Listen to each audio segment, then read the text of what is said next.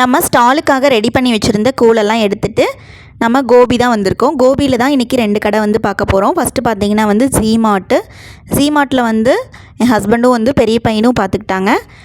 கடைக்கு பார்த்திங்கன்னா வந்துட்டு நாங்கள் ரீச் ஆகும்போது வந்துட்டு ஃபர்ஸ்ட் டே வந்து 7:30க்கு தான் வந்தோம். செகண்ட் டே பார்த்திங்கன்னா வந்துட்டு ஒரு 4:30க்குலாம் ரீச் ஆகிட்டோம். இது செகண்ட் டே எடுத்த ஷூட் தான்.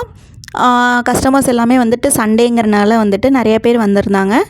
நம்ம வந்து இந்த மாதிரி டீ கேனில் தான் வந்து எடுத்துகிட்டு வந்திருந்தோம். சாம்பிள் எல்லாத்தையுமே நம்ம கப்பில் வச்சு வர கஸ்டமர்ஸ்க்கு எல்லாமே சாம்பிள் கொடுத்தோம். அது போக நட்ஸ் பவுடர்லாம் வந்துட்டு நம்ம வந்து பவுடர்மாவே டேஸ்ட்டுக்கு கொடுத்தோம்.